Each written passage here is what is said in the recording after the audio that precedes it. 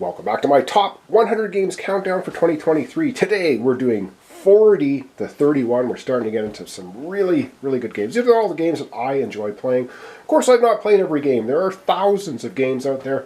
I may have played maybe 500. Anyway, number 40 on my list is Fallout, the board game. And yes, I have both of the expansions. So what we have in here is all kinds of Fallout goodness. I've got the new California expansion. I also have the atomic bonds for cooperative play. So what we do in this game is there are scenarios that you have in the game.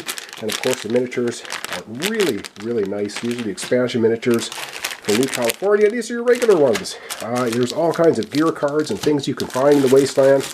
And again, you have mountains of cards that have numbers on them, which are different locations that you go to and explore, and there are a lot of scenarios. This one here, Rise of the Master, and it basically shows you how, this is New California, shows you how to set up all the tiles, and then you have the, what you need to do for victory conditions, etc., and trackers, and you have these cool little boards that you track your character on.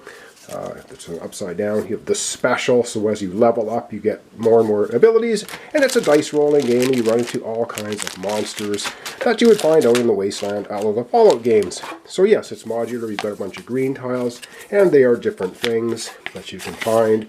Different locations, super duper mart, tells you where the enemies are, and yeah, so it is a scenario based game.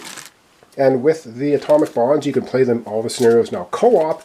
It's also a solo game if you'd like. So, enter the wasteland, do a bunch of cool things, and there you have it. This is my number 40 game on my list, and that would be Fallout board game. Coming in at number 39 on my list is a nice, really cool two-player asymmetrical game, and that would be Laustrophobia. This game is actually a pretty quick little two-player game, and it's got some beautiful artwork and some really nice components. Not super complicated. What's nice about it's asymmetrical. So the demon player has their board of abilities. You're basically rolling dice. And as you can see, the components, wow, nice to get these really chunky boards, have nice artwork on them, and you're basically going through scenarios. Like the first one's trying to escape, and the miniatures, yes, they come pre-painted, and they're actually not bad at all. They're really nice. So you've got different miniatures here. You basically, well, I can't say good guys, you have people who are trying to escape, and you've got all these little troglodytes and a demon, and they have different abilities and powers. And I love the storage solution in this game. It's so good. Underneath here we have a bunch of cards. So we have cards for the demon player that they can do all kinds of crazy things, which of course these are all upside down.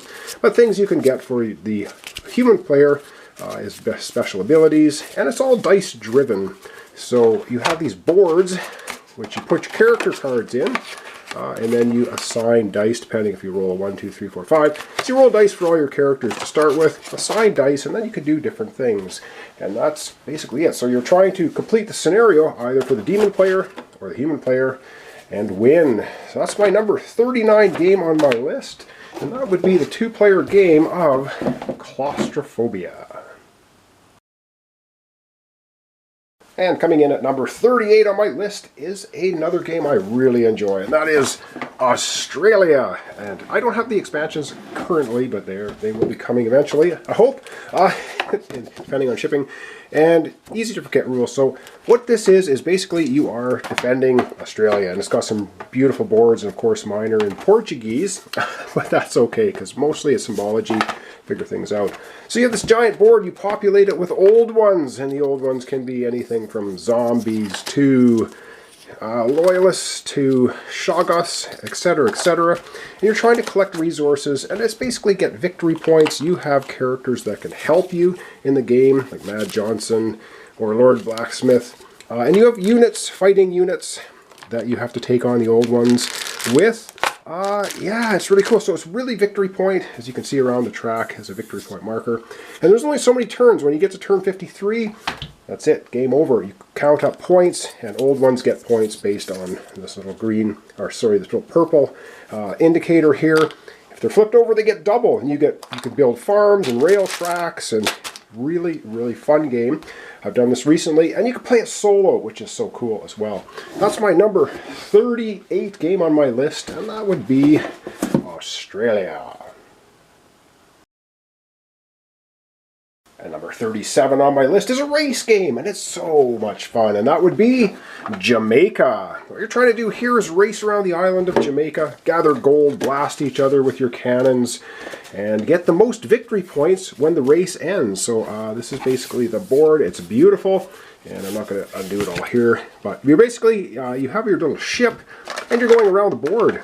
You're rolling dice and seeing how far you can move, or assigning dice to things. So cool. You have a hold for all your cargo. You can put gold, and you can put food, and you can put gunpowder in there. And then you have some cards for yourself if you're playing Mary Read. And you basically pick up some cards. You can play 2 of them. So what you do in the morning is maybe move, and then you collect some food, or you can go backwards and forwards, and such and so forth. So you're playing your cards, and you're trying to go around the island of Jamaica, collecting treasures. They're little treasure spots, so you can flip them over. You might get a map, you might get some extra gold, you might get a curse, you might get some +2 on your cannon fighting, etc., etc. There'll also go lots of really nice components in the game as well. And so this is it. Yeah, this is Jamaica, the race game. And of course, when you fight, you have this little odd die and these nice wooden dice. Really nice components, very fun game. Really tough to win, but so much fun. So you might be the first one to finish the race. Doesn't mean you're going to win though. So anyway, very, very cool race game. That's my number 37 on the list, and that would be Jamaica. Coming in at number 36 on my list is a big game, and oh boy, it is so much fun. And that is Mansions of Madness, first edition. Yes, the first edition. This is actually the header off my YouTube channel, is that picture. So, and yes, in this box is all the miniatures, because I combined a whole bunch of things. So anyway, this is all the miniatures, and I mean, there are an absolute mountain of miniatures. So basically, you're going to have scenarios. It's a scenario-based game, so this is a crawling one, and these are so cool, and there's so many of them. So what I will show you is I do have a scenario here. They're all scenario-based, and you have to have one, it's one versus all. So you've got one person playing like the game master, and the other people are going to be going through a scenario. So this is a particular scenario, the yellow sign.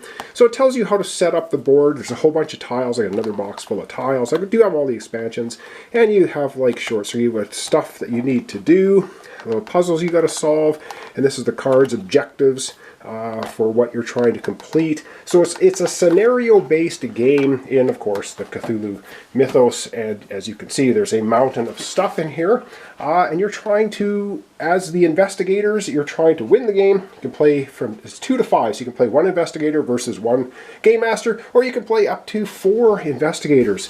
It's really, really cool, really fun scenario. I did this on my channel. I did the first edition. All right, and that's going to be my number 36 game on my list. I think I said 37. It's number 36. That's Mansions of Madness, first edition. And number 35 on my list of favorite games that I love to play. Oh, and that would be Arkham Horror. This is 3rd edition. I think 1st edition was already on my list earlier. This is the 3rd edition, and yes, I do have all the expansions so far for it, which of course adds a ton more cards, as you can see. This is also a scenario-based game. You have a scenario, and you have to complete it as your investigators. And it has, the game itself actually runs the AI, so you don't have to have a person playing against it. You can play it solo, you can play it cooperatively up to, I think, 5 or 6, 1 to 6 players. Really cool. I'm not going to tear everything apart in here. There's just so much. But it's a scenario-based game, of course, Cthulhu Mythos. Very, very fun. Lots and lots and lots of cards. You have the expansions. Anyway, you know all about the Cthulhu Mythos and Arkham Horror. It's been out forever, since the 80s. But this is my number 35 game on my list, and that's the Arkham Horror 3rd edition.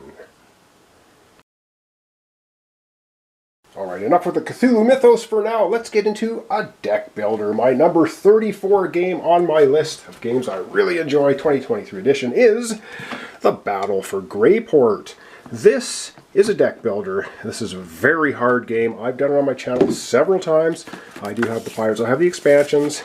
for, I think there's two, I can't remember, one for sure. It's another scenario-based game, but it's deck builder, and oh god, try and pull all this stuff out of here. So, if you want to play Captain Whitelock, you get basically a basic deck of cards, and then you're going to be purchasing better cards. You have magic attack basically and a regular physical attack, and you are going to be upgrading your stuff. And there's a whole pile of scenarios, so if you want to play the Interrupted Party, it tells you how to set everything up, and it gives you a bunch of different scenarios to go through. The idea is you're trying to get through the game, defeat the final boss for the scenario. Is it easy? I don't think I've actually won this yet. So there you go. It's a super, super fun deck builder. Go with some really cool mechanics. That's my number 34 game on my list, and that is Battle for Grayport. Alright, coming in at number 33 on my list. Wow, we're into the top third games of all time for me, 2023, that I really enjoy playing, and that would be Space Cadets Away Missions. This is a 50s or 60s sci-fi adventure game. Very, very cool. And you're basically playing a character. And you can play, I believe it's 1 to 6 players, and it scales depending on what you're doing. And you got like the artwork. You got your special abilities. You got so much oxygen, depending on what scenario. And again, it is a scenario-based game. And of course, it comes with lots of cool miniatures, which are in this box. And oh my good lord, there's a lot of stuff. And you have hexes that make up the different scenarios. So you're basically putting these ship tiles together, space base tiles together. And you're putting down a whole bunch of tokens, and you have a whole bunch of things you got to do. So here are little player characters, actually really cool. They got colored bases, you can tell them apart. Really well done. And then there's miniatures. You got your Martians, of course. I think there's 2 or 3 different sculpts of those. You got your bigger monsters, and yes, I painted these. Please forgive me. They look very similar to other models, so I just gave them a little wash of yellow. And yeah, there's a ton of miniatures in the game. And so yes, scenario-based. You build up with whatever scenario you're on. It's a campaign as well. It tells a story through all the scenarios. It's a really, really cool game.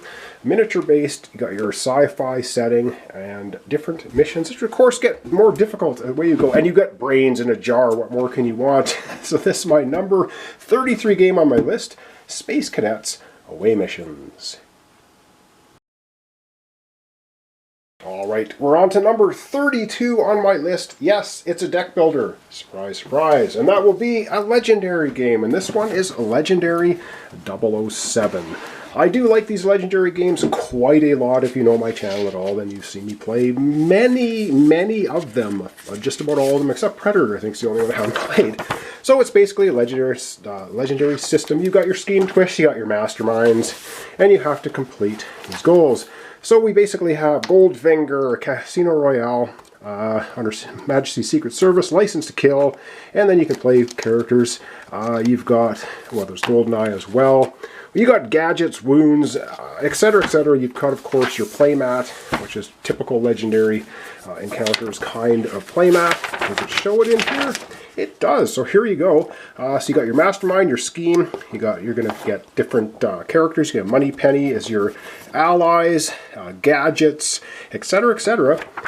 Again, very cool deck building game. I love the system, and that's my number 32 on my list countdown, and that is Legendary 007. And ending off my list today in the number 31 spot, we're getting high up there now, and that would be Star Trek Panic. I really do like this game. I don't know why. It's goofy. It's your typical Panic game. I've already done the Dead Panic and Castle Panic. This one is Star Trek Panic. So a la typical Panic, you got your center section, but this time you actually have the USS Enterprise in there. The gist of this Panic game is you have 5 missions to complete, and you have to complete them before you get destroyed. So you have a mission timer card, and then you have a whole bunch of different missions. And so 5 of them, you can see the variety here. There are a ton of them, so you can be trying to do missions like Journey to Babel, or The Deadly Ears, or Distress Signal, or Mysterious Ship, or Outpost, or Space Seed, etc. Trouble with Tribbles, on and on and on. You're trying to complete 5 of them before, look at this cool model, before your Enterprise gets destroyed. So you got your shields, and then you get damage to the hull. And you're pulling tokens out of a bag, of course. You're going to be pulling out Tholians and Klingons and all kinds of nasty things. You got special mission things, you got ships, and you got disabled ships. There's whole kinds of stuff. Nomad. Very, very cool, very thematic to the original series. And a really fun game. So that's my number 31 on my list.